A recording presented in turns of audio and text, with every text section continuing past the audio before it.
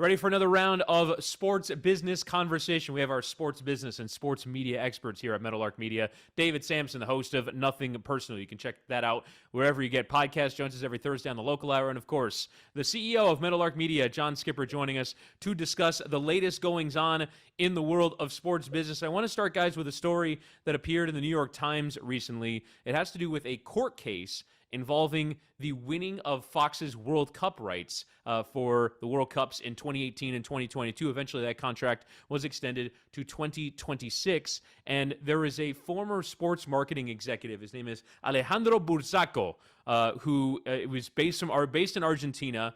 And he basically has testified that Fox knew the amount of money that it would take in order to win the World Cup rights in 2018 and 2022. That number was $400 million over the course of the contract. And John, I want to start with you and what you made of the fact that these numbers and these figures were revealed in a public forum in a court of law in New York.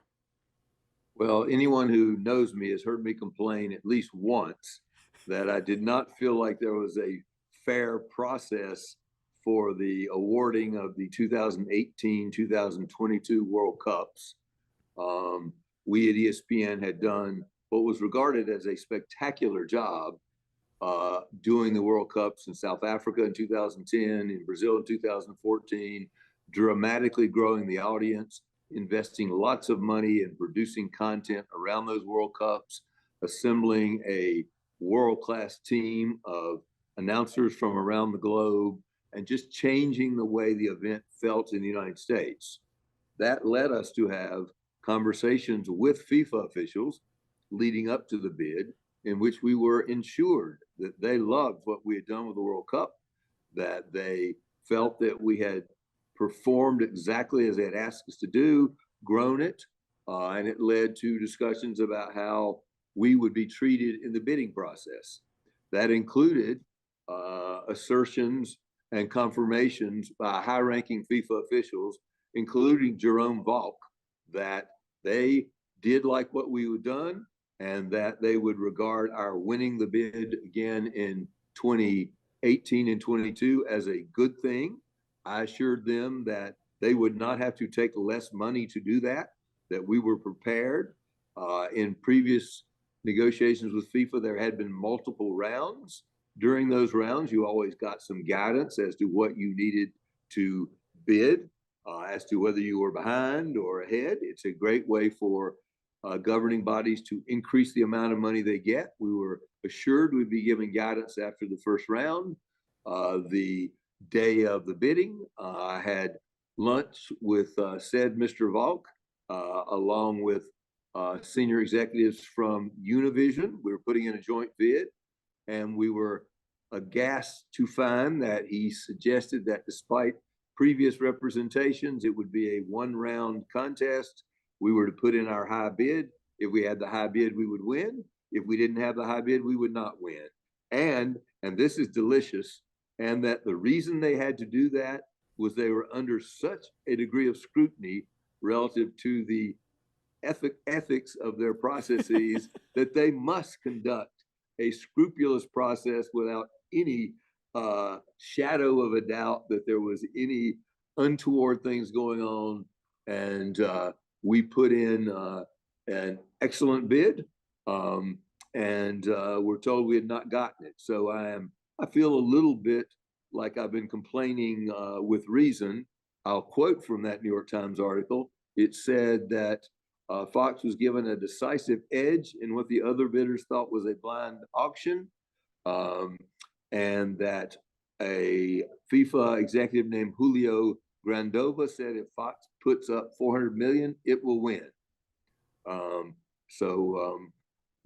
It sort of, to me, sort of vindicates the idea all along that we were not involved in a fair process. Do you hear the hurt in John's voice? I do. Raw. I do. And it's one thing to have a conspiracy theory. It's another to be proven correct in a court of law.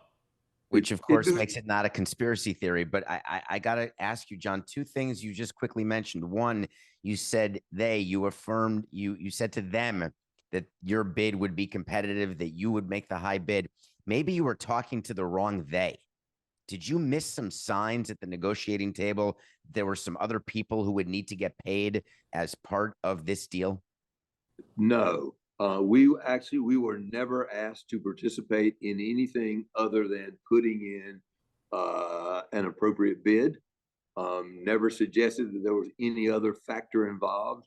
I assumed that they would choose the broadcaster who had proven to have the superior execution, who had the higher bid. I did not understand that there was a third element involved, and that was the payment of fees under the table to FIFA officials to get an advantage. But you were aware of how Qatar and Russia had been awarded the World Cup. And so I think that it had to have been in your mind that when you're negotiating with FIFA, it's not like negotiating with Samson, that there's a possibility, not just that you could lose, but that if you don't play the game in a way that may not be morally up to your standards, that you were really going to lose. So you had to have known that when you started the negotiation, didn't you?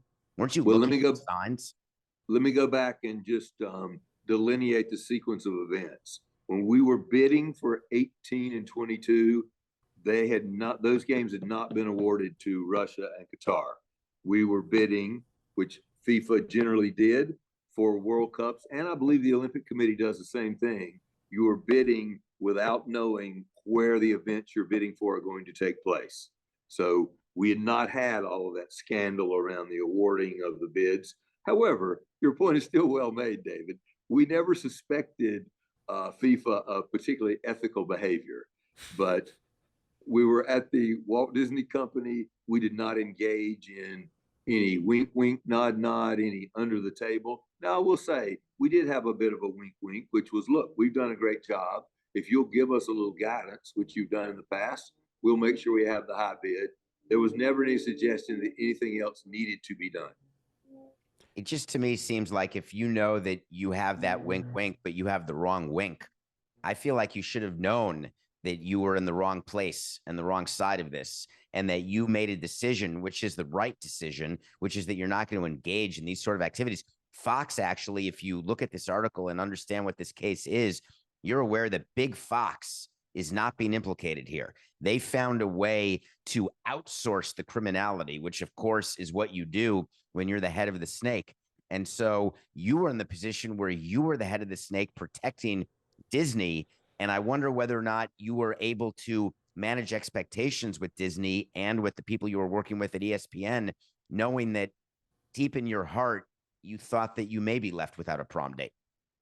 I will tell you, we may have been, David, in retrospect, a little bit naive, right? We'd been through this process before. And in fact, in that process before, the high bid had won. We had been given assurance they were very happy with our performance. We weren't asked to do anything else. And I want to be clear, I don't have any knowledge or any belief that American Fox had any culpability here. I don't suspect that they provide the bribes. I do note from the article that Chairman Rupert Murdoch expressed delight at having acquired the prize. So there are lots of ways to make things happen that make your chairman happy and provide him with complete deniability and, in fact, truthful deniability that he knows anything about the details of what went on. But you're saying American Fox, and you never mince words, nor do you say words in not a purposeful way. You just said you have no information about American Fox. Do you have information about England Fox? I do not. I do not. It would certainly surprise me. It's clear from the article in the New York Times that these marketing officials from South America were doing things which they believe would make Fox happy, and that whether or not they were given specific instructions to do them, they certainly knew that they would be delighted at having acquired the prize. And in fact, there is a reference to one of the marketing executives saying, I will not be doing this again without direct payment for my efforts. And the article also does mention that some of these executives who are doing this work were actually in the business of selling rights, namely for the Copa Libertadores, which is like the South American continental competition. And so this can all sort of be interchanged information, and it also just happens to affect the American tentacle of your company. But I would ask you both, John, in your sports media sense, and David, in your business sense, have you ever entered a negotiation where you knew going into it that some things that were untoward were going to be asked of you, and you're going to have to make a decision as to whether or not you're going to partake in them? I'm going to start there. And because there have been obviously talks about when you get stadiums built, and this is going on all around the country, and you have to deal with the public sector, you have to deal with county commissioners and local politicians. And you say untoward, I'm going to actually change the word to legal versus illegal. And I will make clear to you that I would never do anything illegal. And I never say never, but never, because I would never do anything that would in any way possibly come back to bite me or take away the only thing I care about more than this show, of course, is freedom. So I'm never going to do anything. That said, when you're sitting down and negotiating for a new ballpark, or you're negotiating for $1 billion, or you're doing a rights fee deal with Fox or with ESPN, you have to be aware of what are I call them the strangle points of a negotiation. What will I need to do that's going to hurt me so much that I'm going to have to give, and it's going to be something that I don't want to give, and that it's possible that the other side will demand from all bidders or all of my competition. So where is the line? People can call it the moral line. I call it the business line. What is it that I have to do to make sure that I win? And by doing that, the only way to do it is to know your opponent and know what they're trying to get. And that's why I was pushing back on you, John, because when you're dealing with FIFA, no matter what the sequence of events is, when I'm negotiating with you, I have no doubt in my mind, nothing untoward is going to happen, but I have to give you a win in certain areas if I'm going to get the business. When I'm dealing with FIFA, I know that if I'm going to get the business, I'm going to have to do something that includes getting money to places, paying different accounts, doing something that to me, I can turn a blind eye to, maybe if I'm asked under oath, but I recognize it's not exactly how I'd prefer to do it. And I've got to believe that when you're dealing with FIFA, everyone who deals with FIFA, including Budweiser, for crying out loud, has to understand that they do business differently. I do, and I will plead a certain amount of naivete or gullibility. I'd only been in one negotiation ever with FIFA. It had happened in a certain way, and I believed and was given assurances, not by some fourth level lackey, but by one of the most senior executives at FIFA, that we were in a very good position to renew these rights. I assured him that we would have the high bid, and I didn't think I needed to do anything else. So the most dealings I would do would be with chiefs of staff, because because plausible deniability is something that's important in a negotiation and in many business deals. So I'm not surprised that you would have gotten that information from people at the top. I don't picture Infantino walking into your office or into Fox's office or Rupert's office and looking at the sky and saying, we're going to need $50 million just right here in this briefcase. I always viewed it as something that's more downstream. And when there were requests made to me, let's say during a stadium negotiation, I knew where they were coming from, but they were being communicated by not the people at the top. Do you not find that you use people below you as your shield, John? I have to say, I've been very fortunate, and I think you'll agree with the following assessment. The rights negotiations I did were about 95% in the United States, and they were with governing bodies of professional leagues and college conferences and tennis tournaments and associations. And there, I never had a thought that there was anything necessary that had to be done other than to do the best job we could executing the productions and have the highest bid. I very seldom won anything without the highest bid, but I don't know. We didn't give gifts. We took people out to dinner. We sent them nice Christmas cards. At ESPN, I could not accept a gift beyond $75, and we never did. We informed people and returned the gift to them or gave it to charity. So maybe I was a little naive. I was never in many discussions with the Olympic Committee when we negotiated with Wimbledon in the UK. No, there was never a thought that we've got to do something out of anything other than completely straightforward. Look, there is also, and I may get this wrong, there is the Anti-Corruption Act that all American companies must follow. You can go to jail. Like you, I do value my ability to walk out in the morning of my front door and not have to check in with the warden. So we just didn't do it. So look, they never said to me, "Gee, John, I just want to let you know it didn't matter." Look, there's a lot of business done with FIFA with a lot of companies, and we also weren't playing a game where we had subsidiaries around the world that had interests, particularly here, that were aligned with ours. So no, we were literally outfoxed. Wow, that's good. So you have you ever sat in the bleachers as president of ESPN? I always saw you in owners' suites and commissioner suites. And no, we could accept tickets to sporting events. That was an exception to the $75 limit. And we could accept plane rides if we were traveling with people we did business with. So yes, you could. You did have fairly strict dollar limits placed on the amounts that you could charge for dinner. And I must confess to having occasionally exceeded those limits. And I was generally handed my expense report back and asked to pay for the overage. So I'm sorry to say I just had no good experience dealing with crooks.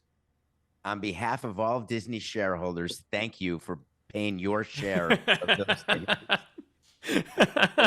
Look, I have what in my, as Chris has appropriately noted, the passion with which I speak here. So I'd like to just raise one more point about this. The very last sentence in this article is, in early 2014, FIFA was awarded the rights to the 2026 World Cup. ESPN was not even allowed to bid. I'm not quite sure I understand why there is not more questioning about why this happened. Why did FIFA suddenly decide not only to have a corrupt bidding process, but to have no bidding process? Let's just give the World Cup to Fox in 2026. At that point, it was not known where the World Cup would be, though everybody knew it's coming to the United States. That was what everybody assumed was going to happen. I do believe in the awarding of those rights, there was a slight premium based on if the World Cup came to the United States. It did indeed come to the World Cup. In that article, it suggests that one of the allegations is that rights were awarded below market value. This is a prime case of rights awarded below the market value.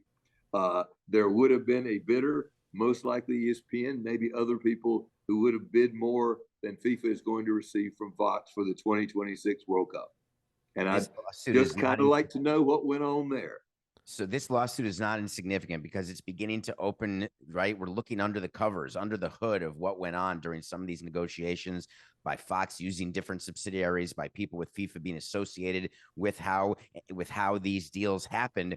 And by the way, it's entirely consistent with everything that is in that article that the 2026 process would not be exactly straightforward, which just leads me all the way back to the beginning of this segment, which is, were there signs that were missed, knowing that by not winning 18 and 22, that you were in jeopardy of not winning 26 as well? And if you had known that at the time, would that have put your spidey senses up a little more to figure out a way at that time to get back in the process? There became some rumors or some discussion going around that Fox was quite unhappy, which they were and had a right to be, with the fact that the 2022 World Cup was moved from the summer to the winter. And it became at least a subject of conversation as to what FIFA would do to ameliorate that concern. And of course, FIFA, having engaged in a corrupt process, would certainly not want to have people peeking under that process. And I believe, I have no specific knowledge, so I can't make any specific legal allegations, but clearly FIFA, potentially FIFA gave them that 2026 World Cup to eliminate the possibility of other legal actions or investigations that they may not have wanted to cooperate with.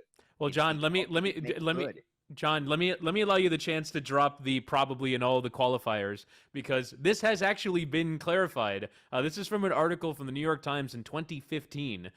Jerome Valcke, the aforementioned Secretary General of FIFA, said that the deal to extend Fox's World Cup rights to 2026 was made to avoid facing a lawsuit from the media giant over shifting the 2022 World Cup from the heat of the Qatari summer to the late fall and winter. The admission was surprising, but it did make sense. So this is out there and on the record. I guess that's perhaps why there's no reporting on it, because it's just already been said. It's one of the things you just sort of put out in the open, and it drops all the speculation. But that was said. That is out there. They were avoiding a lawsuit from Fox because they, lessened the value of the 2022 World Cup by playing it in the winter as opposed to the summer, when theoretically ratings would drop, ad rates would drop, and there would be less interest. Although, having just seen the 2022 World Cup, that wasn't really entirely the case. And as you said in the last edition of this, the World Cup in 2022 for Fox was among their more profitable sports rights holding enterprises. So this is available and out there, I suppose.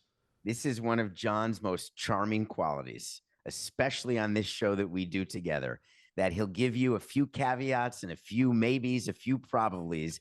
But if you close your eyes and listen carefully, all of those words go away, and he's telling you exactly what took place, regardless of whether you've read it in the paper. So the audience, we're counting on the audience to look past all of John's sort of misgivings about saying things, because he's got a lot to say. And it's all true. Any more words, John, on this subject? I think David gets the last word there. All right, so let's move then to what's going on in the world of regional sports networks. And this is certainly a huge topic going on in the world of sports business. And David, we've talked about this on a few local hours, and you say that this feels like one that's not getting a lot of coverage because it's sort of a very industry. I read an article in Bloomberg, and there's, conversation about top line debt versus sub debt. I'm like learning all kinds of financial terms from this story. So we've talked about this before. It is essentially the company that owns the Bally Sports regional sports networks. If you are in Miami, it's Fox Sports Florida, or Bally Sports Florida and Bally Sports Sun. If you live in Minnesota, it's Bally Sports North. If you live in Atlanta, it's Bally Sports South. All these regional networks that carry the Atlanta Hawks and the Minnesota Timberwolves and the Miami Heat and the Miami Marlins and all these locally owned networks. And ESPN bought them from Fox, and they were told to divest of them because it violated antitrust when they bought a whole bunch of assets from 21st Century Fox. And so they divested them to Sinclair, a company that owns largely local television stations. They formed a separate company, and they sold them the rights against it, and that people know it as Bally. So Bally Sports. And we've talked about nearing bankruptcy before, and now it's getting ever more real, David. So a couple people who are talking about this are the Players Union and the Commissioner's Office, not just in Major League Baseball, but in the NBA, NHL. And here's why. Players get paid as a percentage of revenue in the NBA. There's a pretty set schedule when you have a salary cap that they get X amount of the revenue goes to payroll, and that's how the cap is set. In baseball, you try to stay around 50% of revenue. Noticeably, the entire payroll for all 30 teams is a little bit under 50% of total industry revenue this past year, when a record was set of $10.8 billion. But a lot of that revenue comes from all these local TV deals. It's not like the NFL, which is all national deals. MLB has great national deals with ESPN and with Fox, but the majority of money for owners comes from their local deals. When you sign a contract to give your rights to, you can show my game of the team I own, give me $100 million a year for 10 years, and you can show 135 games. You take that $100 million, and that's part of your operating budget. What happens if you don't get paid? And that's with this bankruptcy, that's the risk, that these Bally companies, Sinclair, they're not going to pay their broadcast fees, the rights fees. Then what do teams do? Teams have less money. Guess what happens? Players get paid less money. So this could bleed all the way down the supply chain, and it could impact payrolls and impact players' salaries. So what does MLB do? They've got to figure out, do they backstop all these regional networks by making sure Sinclair does not go bankrupt and make sure that rights fees continue to get paid? Or do they let it go bankrupt, take all of the rights in-house, and work on their global national streaming synergies, which they've been trying to do now for almost a decade, and then have a little short-term pain for owners who are not getting the revenue they thought? So that's one thing. I want to mention one more thing before John responds to this. It's impacting Artie Moreno. You just heard Artie Moreno say that he was not selling the Angels. He pretended it was because he didn't want to leave and he wanted to bring a championship back, and it's horse hockey. The reason why he didn't sell is he didn't get the number he wanted. And that's why the Nationals haven't sold yet, because the owners are not getting the amount for their teams that they want, and they're seeing what other leagues like the NFL and the EPL, what those franchises are worth. And the reason why they're not getting those numbers is there's uncertainty in broadcast revenue, an uncertainty that does not exist in the NFL.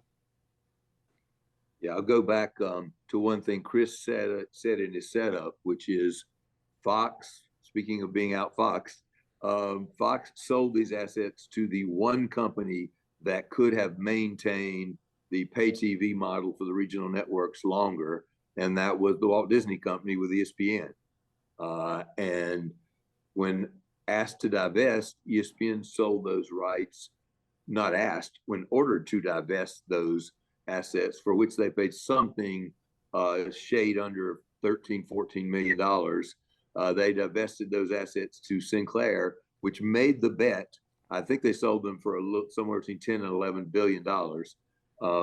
They sold those to Sinclair, which believed they could use their broadcast retransmission consent rights to push through those increases, and they miscalculated. Do you believe that, David? Is that what happened? So I just want to explain, when you say push through the increases, that means passing down to the customers who would be paying more and more money per month for the regional sports networks, of which they were not even watching. And so that is one of the great models, the old cable models that you got rich off, or ESPN was a huge beneficiary of. And we're going to argue about this because you're going to say there's no one paying for ESPN who doesn't watch it. And I'm going to say there's millions of people paying for ESPN who don't watch it. And that was part of the problem, is people said, no more. I don't want to do that. So there was a huge miscalculation as to how quickly people would stop wanting to pay for things that they were not getting the benefit from. Yeah, and as the number of cable subscribers drop, the ability of distributors to pay increases for all of their programming, including sports, declines, and they have to find places where they say no. And one place they're saying no is, we're not going to, one, pay as much money as we've been paying for the regional sports networks, and two, we're not going to distribute it on the tier in which we've been distributed. At ESPN, we had to be on the most distributed tier, and so the sports regional networks were on that same tier. They're being pushed down into another tier, and they're not getting their increases. So it's the definition of bankruptcy, where you still have the same level of expenses, meaning you have to pay the teams what you're under contract to pay them, but your revenue continues to decrease. When that happens too many years in a row and there's no end in sight, companies have no choice but to declare bankruptcy. I don't think there's any question that Sinclair is going to put the regional networks into bankruptcy. The only question is will part of the fallout of the bankruptcy be that the creditors, the senior creditors, will they enforce the cancellation of these rights fee deals, give all the rights back to the teams to resell elsewhere? And how will teams piece together new rights deals that can match the amount of revenue they had been getting? And that's a big concern for current owners and potential owners in baseball. So let me ask that. Like, can I ask that question in a more sort of fan-facing view? Because I think baseball is probably the one that is most affected by it. And we talked before, David, you kind of enumerated that it's a huge percentage of a lot of teams' revenue over the course of the year, especially when you compare it to a league like the NFL, where the national TV deal accounts for more of the money. But I want to ask you from a fan point of view. So if you're a Yankees fan, let's say, you have to have a subscription to the Yes Network via whichever way that you get that channel, whether it's cable or a YouTube TV or something like that. You have to have, I believe, an Amazon Prime subscription because some of the games are exclusive to Amazon Prime. You have to have a cable subscription, presumably, to watch games that are on TNT or on TBS or on ESPN. And in some case, I believe this year you had to have an Apple TV subscription to watch at least one of their games, if not more. So it's 4 different subscriptions to watch all 162 games of a Yankees season. How do you think that if regional channels were to go away, or at least these regional channels were to go away, what replaces it? What is the consumer product that replaces regional sports networks? Because that's how I've consumed Marlins baseball, Heat basketball, Panthers hockey for 20 years. It's the only way that I really know how to get the game. So what is the new model that replaces it? Would you pay $5.99 a month or $18.99 a month or $200 a year to be able to watch Marlins games and Panthers games and Heat games? But nothing else, because there's nothing else on the channels. Right. Really. Yeah. I mean, MLS is going to try this. I would pay for an MLS subscription because I am an MLS fan. But does that replace the revenue that, a baseball team, the Dodgers, cable contract is $334 million a year? That I can't imagine the model of we sell, to fans $200 at a time is going to make up for all of that lost revenue, isn't it? That's the $100 million question. And my answer to that is that it's not going to be equal. So that is why you've got the leagues trying to exploit rights and split rights into all these different areas. And you just said it, what the Yankees are doing, what MLB is doing by doing the package for Apple. They've got a Peacock package for Sunday at 11 a.m. And what they're trying to do is replace the local money that's being lost with more national money, with more national deals, which is why MLB wants to control all of the streaming rights and all of the broadcast rights so they have the ability to sell it as a package. But the fighting that happens in owners' meetings is when the Steinbrenner family stands up and says, I don't want to be on Apple. I don't want to be on Peacock. I don't want to go to London. I want those games available with Yes on the network and side by side, maybe, but I'd rather them be exclusively on Yes. And then what the commissioner says, well, here's the Marlins and the Guardians and the Royals and the Rays, and they can't generate the revenue you can from their rights. And if you don't agree to this, you might as well form a super league. Now we're talking about why there was going to be a super league across the pond, because you had the haves saying we can live without the have-nots. In baseball, we have not gotten to that point. But if we do, that is the scariest thing for our industry. If the Yankees, Red Sox, Cubs, Dodgers all say we don't need the no revenue, low revenue teams, we'll form our own baseball league, what will our sports landscape look like?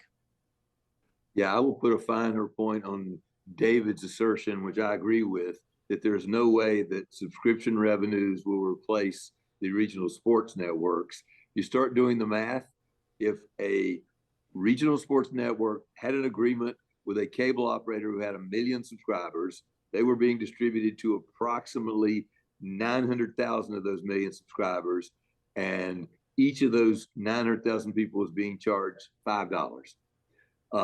Many small market teams do not get more than 10% of the subscribers watching those games. So now you may be prepared, Chris, to pay the $5, but that means the revenue went down from 900,000 times 5 to 90,000 times 5.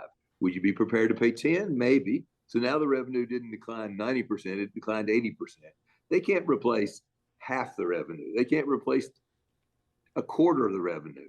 They can replace 10 to 25% of the revenue by selling subscriptions directly. The other thing is this regional network business all started because of the geographical monopolies that cable television operators had. You only had one choice for a cable. Of course, the telephone companies came on top of that after the satellite companies that came on. So there was ostensible competition, but streaming is not geographical. There is no reason to not have, in my mind, I don't understand why the commissioners are all thinking about, gee, I've got X amount of inventory. I'm going to sell all of it nationally, get as much money as I can.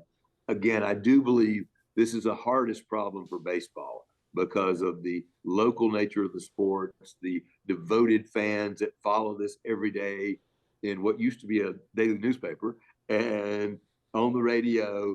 And they just have so much inventory that they need the attendance. They need the regional sports networks. I think you'll see the NBA sell more of their inventory nationally to replace, and they will have an easier time replacing the revenue. So you're saying bundling it all up and selling it as a streaming package, similar to what Apple and MLS is, which is you pay for a service and you get everything. Yeah. Look, it's a much more right now. The NBA has two packages, right? It goes to ESPN, goes to Turner. Everybody, I think there's already been speculation they'll have three packages, and one of them will go to a streamer. I don't understand why you wouldn't take the regional games, make them national, and sell a fourth package. Apple will be a chance to now, John, because of the bankruptcy. I mean, there'll be a team like the Miami Heat that they're gonna realize they've got 82 games now that they can add to the pot. And that's the big decision that the leagues are going to have to make with this bankruptcy to go full circle, is what kind of short-term investment are the leagues and the owners willing to make for this, what I would call transitional period, because it is a transitional period that there will be pain, and that pain will be shared both by fans and also by players. And your point, David, is that it hurts the valuation of sports franchises, or at least baseball franchises. The uncertainty that exists right now is very painful. Yeah, we've been, David and I have consistently been suggesting that sports franchise values are on an inexorable upward climb. This is one place where I have to have a little bit of doubt that my assertion, which has always been, yes, franchise values will climb. This does appear to be hurting them in this one instance.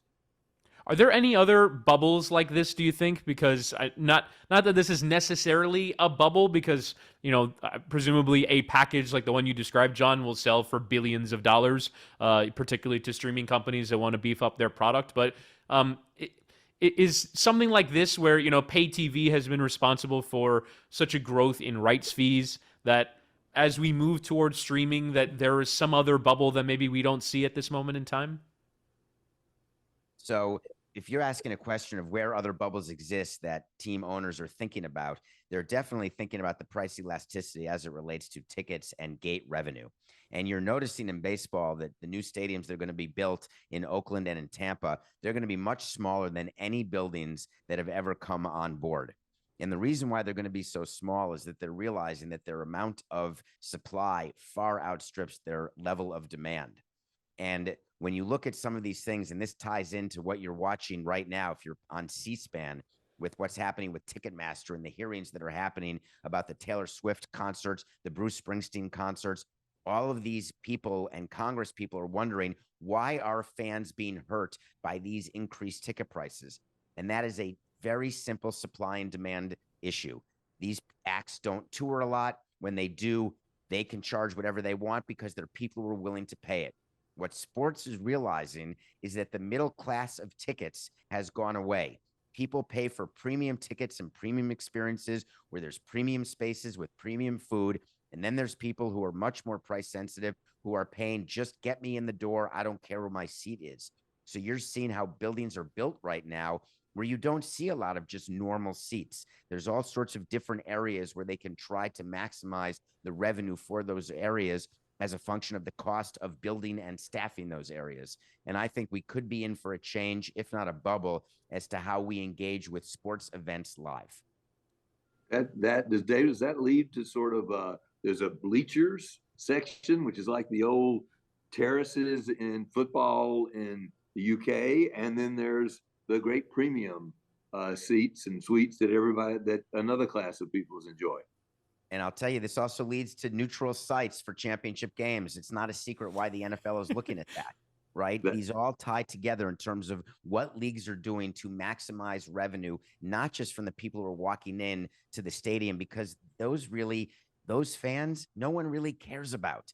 Much more focused on how many millions of people are watching the game, and then how you're getting more corporate sponsorship money from people engaged on site or around these big events. You've got to make events, and it's hard in baseball to make 81 events, and that's how many home games you have. It's very, very difficult to do. So I do see that coming down the line, all of these changes that we're talking about.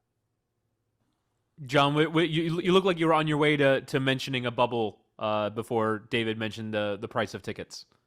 No, I was on the way towards saying I was not cognizant of any other significant bubble, but I think his point about ticket prices is quite astute. All right, so let's move on then to what's going on right now with LIV Golf. And they finally have a TV deal in the United States. It was a bit of a surprising one to me. It was not a major player in the world of sports. It was not a major streaming company. It was the CW network, which, for those that don't interact with the CW network, it is mostly a group of, so there's UHF stations, and then there's what's the second kind of TV stations that like the signal isn't quite as strong. That was sort of the differentiating factor between them. I'll look it up in a moment. These but are rapid antennas to see the CW network. Well, I mean, it also comes with your cable package. But I, as a big believer in television antennas, will certainly flip on channel 39, which is my CW station. But either way, it came as a surprise. The reporting from Sports Business Journal is that it's a 1-year deal with a 2-year deal with a 1-year option, and the CW is not paying a rights fee. LIV Golf will handle all production costs, and the two will share ad sales revenue. So not a massive moneymaker for LIV Golf. John, this is where I guess LIV Golf had to resort to, but what do they get out of this? Well, I think we have to assume this is the best deal they could get. And that means that NBC, CBS, Fox, ESPN, ABC, Turner were not particularly interested. So they got a deal, but this is not far afield from the old deals where people would pay ESPN to be owned. They're not paying to be owned, but they're paying for production. Your confusion around how to get CW speaks to will be directly correlated to the number of people who are watching, which means it will be directly correlated to the revenue there is to share, which will likely not be dramatically higher than the cost of production. So it is pretty close to a revenue neutral deal. Do you think when they made the offer to Phil Mickelson to join the LIV Tour that they were counting on a certain amount of rights fees for their TV? I don't think so. I don't think they even thought that through. I think in fact, I'm befuddled a little as to what the point of the LIV Tour is. I'm befuddled as to what the point of a deal with CW is, because if they're trying to legitimize their tour, I think that any business person would look at what LIV is doing, and they're trying to pretend they're market upsetters, right? They're trying to maybe combine with the PGA Tour, maybe take over the PGA Tour, maybe give golfers, we're doing it for the good of the golfers, so they have a chance to not just have to play in the PGA. They could play somewhere else like LIV. I think this is all part of the Saudi Arabian plan. They found themselves on a network. They didn't care which network. They knew they weren't making money from it. They knew they weren't going to get a rights fee. And this, to me, is not a step deal where they do this for a year or two to prove themselves, to get big names and to get attention just to get on one of the major networks. If the major networks decided not to play ball with LIV today, I don't think that changes tomorrow, because I don't see LIV Tour having any more attractions than it already has. And if that didn't interest the players, the TV players now, I don't know why it would later. I'm going to pierce the fourth wall here and reveal to the audience that we do indeed prepare for this, though it appears to be spontaneous and nothing but fun. And so I'm going to give credit to Chris Whittingham for making the following observation, which is Saudi Arabia bought Newcastle. And nobody is not watching Newcastle, and the Newcastle games are being broadcast. And Qatar hosted the World Cup, and it turned out to be quite a successful World Cup. I think this has been a miscalculation that starting a league is the easiest thing to protest. It's harder to decide not to watch your club because you don't like the owner, or not to watch the game because you don't like where it's being played. It's really easy to decide as a broadcaster that you don't want to be associated with a Saudi-backed golf tour. Well, and just as, you know, if they had just bought the PGA Tour, then this thing already is an institution. It's a thing that people support. It's a thing that, you know, people in Pebble Beach know to go to, you know, watch the golf tournaments in Pebble Beach, and the same all over the country and all over the world. But when you're trying to create something from scratch, it has no sort of brand association other than this is the Saudi thing. And so it just seemed to me that the miscalculation was in basically trying to take over something. And it seemed like an idea sort of that you imagine someone in an evil lair twirling their mustache and going, we're going to take over golf. And instead of just buying golf, which they very easily, I imagine, could have done, they decided to try and create their own thing. And every time that these big Gulf states have taken over an institution, very often they present a positive proposition, which is, hey, Manchester City, you've mostly been a yo-yo club that is very unstable and will get relegated every once in a while, and it's not really that big of a thing. Not only are we going to build you a new stadium and take over your team and put billions of pounds into the team, we're going to build up the surrounding area and improve your community. And if you're a fan of that team, how do you look at that and look at that any other way than, well, this is great? Whereas I don't think that LIV Golf coming in and saying, we're going to take over the sport and ruin the way that you experience it is going to be received as anything other than, well, this is bizarre. Why would I support this? And David, to your point, you've mentioned before how you didn't want to take anything other than a certain price point on the naming rights from then Marlins Park because you felt like you had to maintain a certain standard. Wouldn't no deal have been better than this deal for LIV Golf? Because it kind of looks embarrassing that this is all you can get. You're talking about a guy who had a Hall of Fame broadcaster carry around a briefcase because I wouldn't do an English radio deal in Montreal. And we had Dave Van Horn carrying around a briefcase. We were the first team to do our radio broadcasts over the internet, exclusively over the internet, back in 2000 or 2001. Wow. And he would walk on the team plane with his briefcase like he had the nuclear codes. And this was the beginning. I'd like to say that I was smart enough that I knew where the future was and that radio was dying.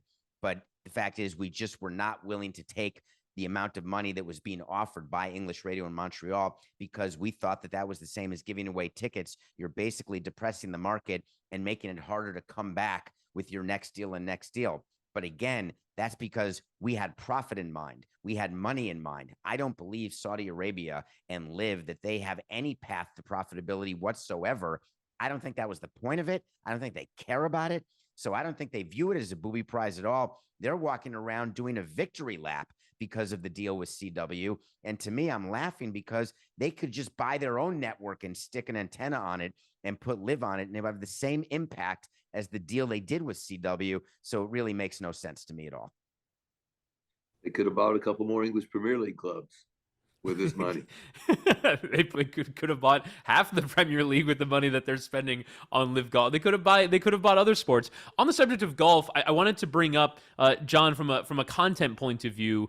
There is a couple of new shows. One is already premiered. That's Breakpoint, the show that follows the major players on tour in tennis, which is basically every sports league woke up one morning and said, we need a drive to survive, because that seems to have really worked for Formula One. And there's no arguing that it did, but tennis is doing theirs in Breakpoint. It was actually reviewed on this week's episode of the Meadowlarkers, which you can check out here on the Dan Le Batard Show with Stugotz. Full Swing is to come soon that will cover the world of golf. And they picked a great year because all of this LIV stuff will have played out in front of reality TV cameras. But do you think that the spin-off versions of Drive to Survive will equal the effect that Drive to Survive had for Formula One? I think they struck gold with Drive to Survive. It's spectacular content that also turned out to be spectacular marketing. Usually those things are somewhat at odds with each other, but that time they struck gold. It is exactly what the entertainment business does, which is they go, wow, that worked. Let's do that again and again and again and again and again. It very seldom works as well. Some of them will work. I have not seen Breakpoint, so I can't comment on it. The company that makes that, Box to Box, is very talented at creating great content, and they're doing the smart thing, which is accepting the commissions they're being given by the other sports to do their Drive to Survive. But no, I do not think they're likely to be as successful as Drive to Survive. So I did watch the first 5 episodes, which dropped. And to me, there was just a lack of compelling characters. There was a lack of star power. They're trying to get me to like players and see them in a different way. But with Formula One, what it did, it actually made me a fan of Formula One. I'd never heard of any of the drivers. and I learned who they were. I learned what the stories were. There was conflict, however reality conflict happens, which I know from my days of Survivor, it happens when they tell you to have conflict. All of that is true, but it totally changed the value of Formula One. Just ask Liberty Media what's happened to the value of Formula One. I don't see it happening with tennis. I don't all of a sudden think that the USTA and generally tennis around the world is going to become a multi-billion-dollar entity. I don't think it's going to happen with golf, but I understand why they're doing it. And in Hollywood, when they do this, the next question is, man, I guess we needed a better script. That's why the movie failed with all these copycats. I think Breakpoint is suffering from the same thing. I will make a prediction that there is not a dramatic amount of revelations about LIV Tour and the points of view of the players on that. I would suggest that most people will be reluctant to make many comments on it, and that some other comments will be edited out. Maybe the Formula One drivers are just more dramatic, and that's why it is more entertaining. Now, David, you actually did participate in a show like this, the franchise for Showtime that chronicled the 2012 season when you moved into a new ballpark. Were there any benefits achieved in your mind? Yes, I thought the benefits were fantastic, except I had a fight with our owner. I had a fight with our GM, and the franchise died. I killed the franchise. And the reason is that I said that it did not hurt our team. It did not hurt our results, except the team that went before us was the Giants, and they claimed they had a bad year because they were on the franchise. I agreed to do it with David Nevins and Mike Tollin, and we made a deal. It was going to be great. All of a sudden, our team stunk. All of a sudden, we had to suspend Ozzie Guillen. I thought it was great content, which it was, except they weren't allowed to air all the things that were so great because our owner wouldn't allow it and Major League Baseball wouldn't allow it. And that defeats the whole purpose. If you're going to do a Drive to Survive, it's going to make some people cringe who are on the inside. That's good content. Cringing is good, but you need people to be okay with it in the right places. And we did not have anyone okay with it in any of the places. Yeah.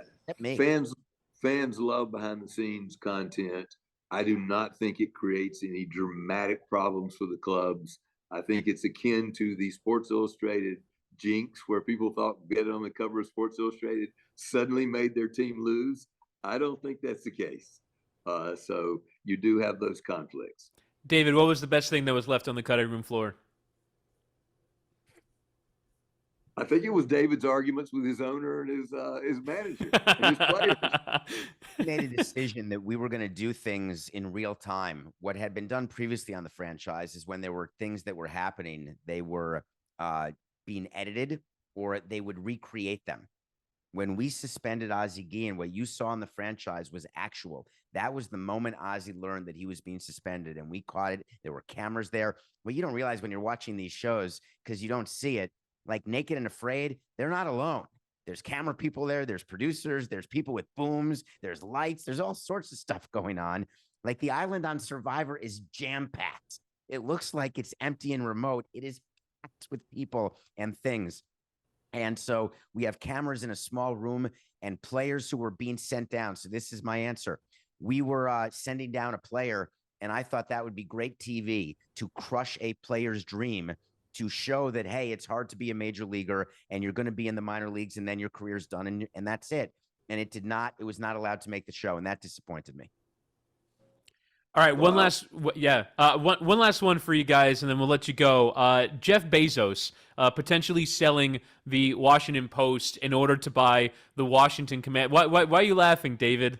Because I'm watching John laughing, and I know exactly why he's laughing, because he's picturing me crushing the dreams of the players and how cold and calculated and seeming to revel in it as well. And so John never crushed the dreams of anybody, right? Mr. Innocent over there. Thank you, Snidely Whiplash. So Jeff Bezos, David, potentially selling the Washington Post in order to buy the Washington Commanders. You're rolling your eyes.